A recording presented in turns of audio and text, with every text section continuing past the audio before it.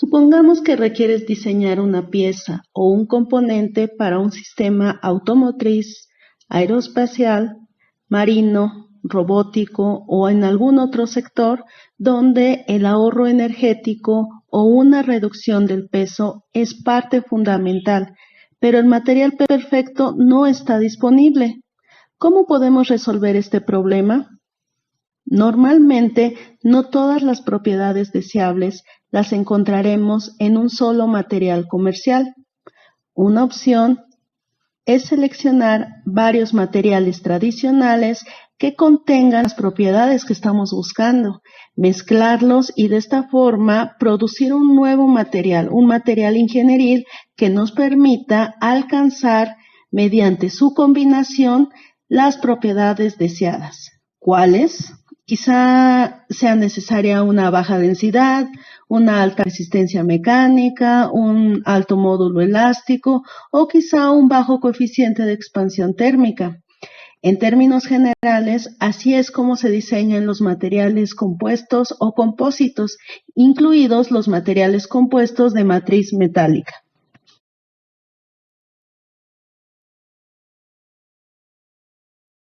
En la presente unidad, definiremos lo que es un material compuesto. Hablaremos de la importancia de estos materiales y finalmente daremos algunas perspectivas de crecimiento por sector. Los materiales compuestos en general han encontrado aplicación en muchas áreas y a menudo no se sabe si X o Y aplicación utiliza materiales compuestos. En términos vagos, un material compuesto es una combinación de dos o más materiales diferentes que da como resultado un producto superior y a menudo más resistente. Siendo más específicos, un compósito es un material que está formado por dos materiales diferentes o más y que al ser combinados se aprovechan las propiedades de cada uno de ellos. No es apropiado nombrarlos únicamente compuestos, ya que en química un compuesto se define como una sustancia que está formada por más de un tipo de átomos, como el agua o la sal. La palabra compuesto contrasta con elemento, definida como una sustancia formada por un solo tipo de átomos. Todos los polímeros y cerámicos son compuestos, mientras que los metales puros como el cobre o el hierro, la plata, son elementos. Como veremos, un material compuesto o un compósito es algo muy distinto. Tenemos algunos ejemplos típicos que podemos encontrar de forma cotidiana. Cascos, cuadros de bicicleta, balsas. Aplicaciones más específicas las tendríamos en algunas industrias. Por ejemplo, en la industria eólica tenemos los aerogeneradores. En la industria automotriz, un ejemplo clásico son los discos de freno. Entre los refuerzos más comunes y los primeros en haberse generado, tenemos los refuerzos en forma de fibra. Un ejemplo específico es la fibra de vidrio. Comencemos a analizar un caso específico en donde la fibra de vidrio actúa como refuerzo. Comencemos por mencionar de qué se trata este material compuesto. Nuestro casco estará formado por tanto fibra de vidrio como algún material que actuará como matriz. En este caso será una resina de poliéster. Las fibras de vidrio son materiales duros y esta dureza dependerá más que nada del diámetro de la fibra. Cuando doblamos la fibra, estas se van a quebrar con facilidad, ya que es un material frágil. Por otro lado, el poliéster es mucho más flexible y fácil de deformar. Cuando los dos materiales se combinan, el polímero que sostiene a las fibras evita que éstas se doblen y por tanto que se quiebren, mientras que las fibras no permitirán que el conjunto se deforme.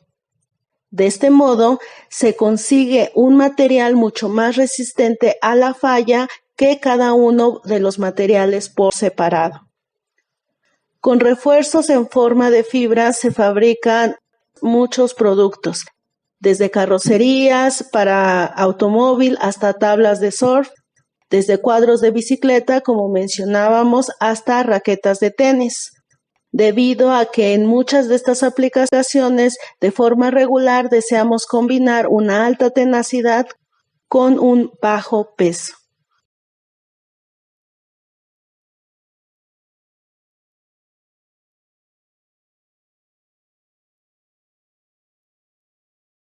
Por tanto, la posibilidad de combinar varios sistemas de materiales, metales con cerámicos, cerámicos con polímeros, nos brinda la oportunidad de una variación ilimitada. Las propiedades de estos nuevos materiales estarán, por tanto, determinadas básicamente por las propiedades de sus componentes individuales.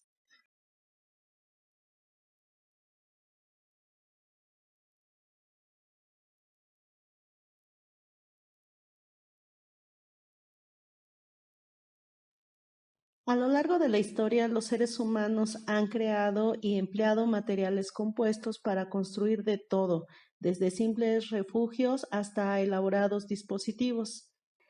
Existen materiales compuestos naturales como la madera, que consiste de fibras de celulosa flexibles que están embebidas en un material rígido llamado lignina.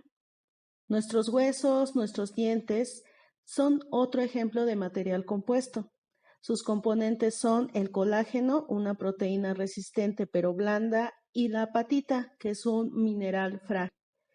Si bien los primeros materiales compuestos se fabricaron a partir de materiales naturales como barro y paja, los materiales compuestos actuales se crean en un laboratorio a partir de sustancias sintéticas.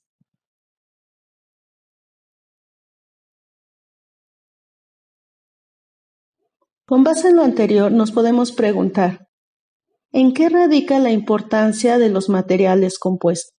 Para detallar su relevancia, nos podemos centrar en una industria en específico, la industria automotriz. En este sector, los materiales compuestos de matriz metálica se han utilizado comercialmente en pistones reforzados con refuerzos fibrosos, los cárteres de aluminio con superficies de cilindro reforzadas, así como en discos de freno reforzados con partículas o en turbinas. Estos materiales innovadores abren posibilidades ilimitadas para la ciencia y para el desarrollo de nuevos materiales. Las características de los materiales compuestos de matriz metálica se pueden diseñar en el material a medida y dependiendo de la aplicación. A partir de este potencial, los compósitos de matriz metálica cumplen todas las concepciones deseadas por el diseñador. Entonces, ¿por qué reforzar materiales metálicos convencionales? Si estos tradicionalmente, mediante algún tratamiento térmico, pueden incrementar alguna propiedad. Pues bueno, si el perfil de estos materiales convencionales no alcanza los estándares crecientes en cuanto a demandas específicas, el grupo de los materiales compuestos se vuelve atrayente para otros sectores, como el área de la construcción o simplemente como un material funcional, es decir, empleándolo de acuerdo a sus propiedades químicas, magnéticas, electrónicas, etc. El refuerzo de los metales y sus aleaciones puede tener varios objetivos. El reforzamiento de materiales ligeros, es decir, metales ligeros, abre la posibilidad de aplicación de estos materiales en áreas donde la reducción de peso es fundamental en un componente específico y obviamente es prioritario. Los objetivos en cuanto al desarrollo de materiales compuestos de matrices metálicas ligeras son, primeramente, incrementar el límite elástico y la resistencia a la tracción a temperatura ambiente, pero también a temperaturas superiores mientras se mantiene la ductilidad o más bien la tenacidad del componente. También se busca aumentar la resistencia a la fluencia a temperaturas elevadas, Esto en relación y comparándolo con las aleaciones convencionales. Otro punto a mejorar es la resistencia al choque térmico, el incremento de la resistencia a la fatiga, específicamente a temperaturas elevadas. También se busca mejorar la resistencia a la corrosión, aumentar el módulo elástico, reducir el alargamiento térmico. En resumen, se puede lograr una mejora en las propiedades específicas, pero también la posibilidad de ampliar el área de aplicación, además de sustituir materiales tradicionales y de optimizar las propiedades de los componentes. En el caso de los materiales funcionales, existe otro objetivo principal: mantener la condición previa de la función del material. Dentro de los objetivos para estos materiales funcionales se encuentran incrementar la resistencia de los materiales conductores mientras se mantiene la alta conductividad. Se busca la mejora de la resistencia a la fluencia a baja temperatura para materiales sin reacción, mejora del comportamiento al quemado por contacto de conmutación, es decir, evitar la fusión de uno de estos en caso de algún fallo, sin perder la capacidad de corriente. También se busca mejorar el comportamiento al desgaste por contacto deslizante en caso de que el material tenga una aplicación específica en donde la resistencia al desgaste sea fundamental. Aumentar el tiempo de funcionamiento de los electrodos de soldadura por puntos mediante reducción de quemados o de fundido nuevamente. Producir capas de materiales compuestos para componentes electrónicos. Producir materiales superconductores compuestos, obviamente, y que mantengan una alta ductilidad. Producir materiales magnéticos con propiedades especiales. Para otras aplicaciones se dan diferentes objetivos de desarrollo con base en la aplicación en específico. Un ejemplo es la tecnología médica, en donde no solamente se busca alcanzar ciertas propiedades mecánicas, se busca además alcanzar una alta resistencia a la corrosión sin perder de lado lo que es la biocompatibilidad.